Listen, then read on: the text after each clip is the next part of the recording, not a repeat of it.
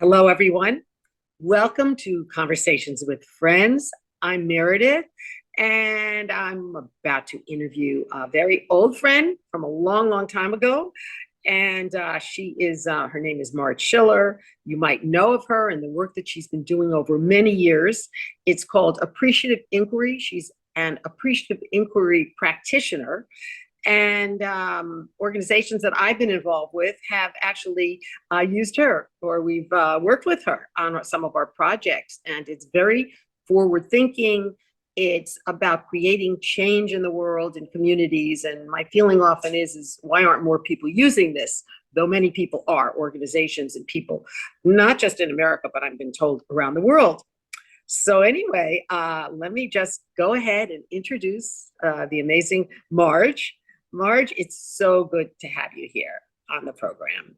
And Marge, you have been really an activist. When I was reading about you and seeing your long history, you have been really an activist from way back, right? We're talking civil rights and women's rights and everybody's rights, right? So tell me a little bit about kind of what moved you into this work that you've been doing for like 30 years, Appreciative Inquiry, right? And first of all, let's start with what is it for people that really aren't familiar with it? Well, we know what appreciate means. Appreciate means valuing. Appreciate means growth in a financial sense. But appreciation also means appreciating what happens from hardship, sorrow, pain, disruption, because we learn. And what does inquiry mean? Inquiry means questions. Inquiry means instead of telling you, I'm asking you. So was that a good enough explanation? That's pretty good. But what I have been involved with, and I'm wondering if this is the main work that you do, is that we all come together. It could be an organization, it could be a group of people. We can move on to, other ways that it's used. And you kind of work on not a problem, but you work on something, a theme. And you work through that theme, am I right? Without negativity and without just focusing on the problem. You move into something else. Okay, you've asked a few questions. So let's see if we can start at the beginning. Okay. The first one is coming together. And that raises the issue of AI and AI. So appreciative inquiry is human beings coming together. Artificial intelligence is often non-human beings and human beings, or not being in the same space, not being in the same energy, not being in the same moment, the same air, the same body language, the same breathing. So AI and AI are two very different things, and they do have to do with almost like a hierarchy of connectivity. Sure, we're connecting now, but when I was with you last weekend, we were connecting much connecteder, if that's not a word. Now, the issue of negativity, to me, is a very valuable one. Right now, I am a caregiver for my 91-year-old husband, and that's my job. And I am a person who loves to do my job. I'm also a Girl Scout. Mm-hmm. When I work, I get paid. But when I do my job with my husband, I get love bucks. And in other words, I receive back. It isn't a one-way street. And in some level, this period in my life, we could call negative. I'm not calling it that at all. I'm learning so much. So in appreciative inquiry, things are connected. Life is a great big I've got good news and bad news joke. And it's the same news. Marge, this is different though to me, because if you go into a group, and I know that you have facilitated a lot of projects that I've been involved with over the years, especially with the media organization, nonprofit organization, Images and Voices of Hope. We came, we spent a couple of hours with you and we left. When you're a caregiver, and I've been one myself, it's not like that. It's you come together, you are together, and 3 hours later, 6 hours later, you were even telling me in the middle of the night, husband gets up and needs you. So isn't that make it a lot more challenging. I mean, it's not as easy as just getting up and leaving and saying, I think I'll go now, go out. Oh, it makes it different. Yeah. I've always been a person of huge curiosity. And curiosity, again, good news, bad news show. Being curious is a wonderful thing. Keeping boundaries and focus when you're curious is harder. If you suggest something to me, as you did meeting today, I'll say, why not? I can do. When I am a caregiver, I must care for myself. And to care for myself, I need some guidelines. And so I've found at this stage in my life, I'm developing more a clearer pathway. Much of my career has happened because I said, yeah, why not? I'll try that. I could do that. Mm-hmm. Mm-hmm. I've Well, done. you were free. You were free in a way. You had obligations, but you could do what you wanted to do. And I guess I'm just wondering is how does this whole process that you've been involved with over so long, is it about just making you see all the good in something and not dwelling on the negative? Does that? No. I think authenticity and honesty are an absolute baseline to feel dignity, to feel comfortable in one's own skin. One needs to be authentic. And if I'm not authentic, who am I? And so to authenticity, honesty, we live in a world right now with so many inputs and so much stuff. How do we, I mean, it's a constant question. How do I say true to myself, true to my principles, true to my mission? You did one thing that I thought, I got to commend you for. You worked it out to come to a meditation, spiritual meditation program over the weekend. We were actually roommates, and you decided you were going to go, and you had to work it out, right? You had to really figure out a way who would take care of your husband. Thank you, son, right? Your son. So did it kind of require, okay, I have a situation and let me figure out what I can do, as you were saying, to take care of him, to take care of Simon, and also to take care of myself. And you needed to get away and you needed to be with people and forget about everything, right? So would you say, is that kind of part of what you've been working with all of these years to figure out positive ways to live and think? Nope, different. No, it's not. I don't agree. Yeah. There are a couple of different parts of this. The first part is intention, and I tried that before. Yeah. I thought I had things set up, it didn't work. But I do have to figure out who's going to care for my husband. I do not have to figure out how am I going to get there? Where am I going to stay? What am I going to do? What I do have to figure out is a plan B. And I was perfectly prepared because I didn't know I could go until 2 or 3 days before. That's all. Maybe it was like on and off, right? Yeah. No, for me it was off. Yeah. Oh. I put it out. I knew I couldn't do it myself. I did not ask anybody, how's it going? What do you know? Have you heard anything? When am I going to find out? I didn't do any of that. I had a plan B. And my plan B was, if I can't go to Tampa to a retreat, where else could I go or be that was nourishing and a retreat? And so I said, there are parks, there are places I can go.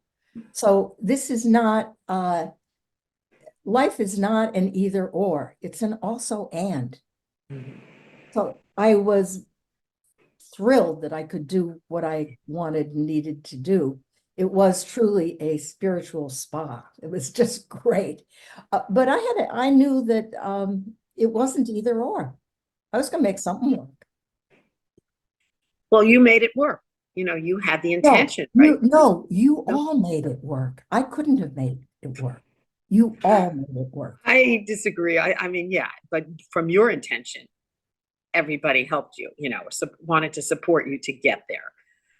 And so I'm just trying to figure out how all this work that you've done with other people, trying to help overcome problems or go beyond problems and situations is helping you with your personal challenges now, which I'm getting the feeling that it is working for you, and you have a whole different way of thinking than. Do you think that a lot of people don't? Because sometimes I talk to people that are caregivers, and it can be very stressful, and it's something that it can't handle so well.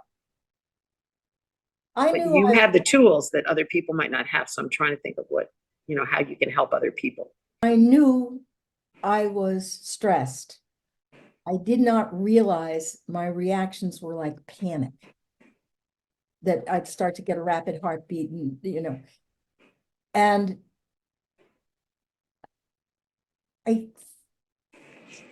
I'm not much on advice giving, mostly because what I've learned over the last 86 years is that, oh my gosh, people are not the same. It's almost like people have different glasses that they see. And for example, I say I'm curious. You know what? There are a lot of people who are not curious. And if you keep on suggesting things to them, it does not help them because those are not the glasses they're seeing through. I think if I've learned one thing is, for me, as a big talker, is to be quiet and listen. Is to be what?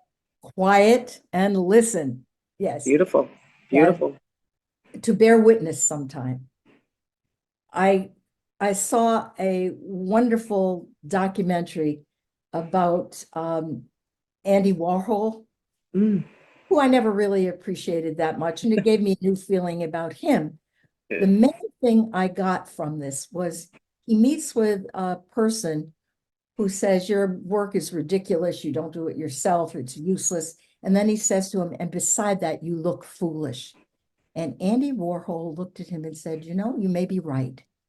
So where I'm coming from right now is there's nobody that's all wrong. You might be right. And at least it's worth my consideration. So I find myself, I guess if I were going to give, I will give a piece of advice. Consider being a learner, not a teacher. Consider hearing, listening, learning, and providing the opportunity for someone to come to their own learning. Because you can't teach me anything. The only person who can teach me anything is myself. And when I'm open to learning, I can hear you. That's quite profound. And maybe in a world that we're in now, where everybody's talking with their opinions and their views on everything, they don't even hear the person. And I know myself sometimes, I'm so bent on what I want to say and share that I didn't hear the person, or maybe I heard them a drop. I was trying. So it's really like you say, that it's a listening, just listening, and maybe keeping that quiet. And in a way, that's kind of like, to me, giving up some ego, right? Because often we like to talk. Everybody likes to talk, most people. So would you say that's been a change that's happened with you as a result of, taking care of your husband or Simon, or was that happening through your work that you did all these years? I was thinking about it last night, and I've had 5 careers. The first one you mentioned was an activist, politics, and then government. And at some point, I think what I learned there was the importance of relationships and compromise, which has become a dirty word. But in the legislative process, there needs to be compromise. Your needs and my needs to be considered. Then my next experience was being an academic, being a faculty member, sponsoring theses and supervising, and being a person who was constantly learning and opening space. Then I ran a business, and I loved running a business because the best thing in running a business is you can hire people who are good at things you're not good at. Mm. And that is, I spend most of my time now doing things I was never good at, some of which I'm getting better at. So that's 3 careers. Then the 4th career, when I got to be about 83, was I'm a professional grandmother. My fascination is with intergenerational communication. I am blessed with 2 grandchildren, a boy and a girl. They're twins, or a young man and a young woman at this point. Mm. We've written a book together. I spend as much time as I can with people who are younger or older than I am. But I think where I am now is my next job is to develop my spiritual personality, which I haven't quite gotten. I keep on looking back to some of the old stuff, but I'm in a new career. You're also making effort because I know that you're taking some classes with the Brahma Kumaris. I mean, you've always been connected to the Brahma Kumaris since, I just always remember you being part of the Brahma Kumaris. But now, would you say it's more serious? You're really becoming the Brahma Kumari student. You're learning. You're taking classes Well, regularly. what I'm doing is learning, and I'd say even more connecting. I'm connecting in a different way. I came to the Brahma Kumaris to co-teach classes on appreciative inquiry because there is such an overlap between the theory and the practice. So I came as a teacher, and I now am very much a learner. Hmm. So in a way, there's a time for everything, isn't there? And sometimes we're not in tune with that time. We think we need to be active, maybe running around, or we need to be isolated, and that's not necessarily where we should be. And I'm wondering, how do we get to that place? Just ask our higher selves, just go with the flow and figure out where we need to be at that time in our life and not I, fight it. Often people struggle with their lives, with what's going on. I'm glad you asked that because I've been thinking about just that. Last weekend was the first time that I totally embraced the Merleys. Mm. And I learned why. First of all, there are people like Mohini Didi, like Wadi, who are natural learners. And so they come off less as teachers than they come off as learners. The first thing that Wadi asks is, who's in the room? Who's here? Right. So she's always looking to be part of. And there's a big difference between somebody trying to teach you. I remember being in Merle's where a question would be asked and everyone got the wrong answer. I also realized that for me, it is hearing the Merleys that is more important than reading them. Mm. And that goes to the second thing about what makes change. For me, change comes from silence, from writing, and from reading. I write a lot. I write each day about what the what, who the who, why the why, when the when, and it helps. But you're doing what it is that you feel that you need to be doing. I think maybe there's a different path for everybody, even if we're all sitting in the same class. I did want to say that the Merleys are the teachings of the Brahma Kumaris in a sense. They are kind of guiding us every day about how to live, how to connect with God, with the divine energy, how to relate to each other. So, because not everybody watching or listening knows what the Merleys are, but it's really a daily discipline, right? And it's not always so easy for people to keep up with, meditating every day, studying every day, but you're naturally a student. I mean, you've been your whole life student and a teacher, aren't you? I'm curious and I would like to have a mindset that's learning. And to your point, what that says is the most important thing, the piece of advice, is to find your own path. Mm. There are a lot of people in the world right now who want to tell you what the path is in 5 ways, 7 ways, 11 ways. They'll do it for nothing, or they'll pay you, or they'll be all over your internet or whatever. Yeah. It's, what is it going to take for me to find my path in connection to a larger purpose and a larger energy? And doing it your way. Everybody has to do it their way. I mean, you can go to classes, you can listen to fabulous teachers, but at some point this is for me, maybe this isn't for me, or maybe not for me, excuse me, now, at this moment. But what I'm taking from you is that you really are about more enlightenment and more enlightenment. You've been helping to enlighten so many people for so long in your work, with Appreciative Inquiry, where you've worked with organizations, people all trying to come to something better, something that can actually help change communities and help change lives.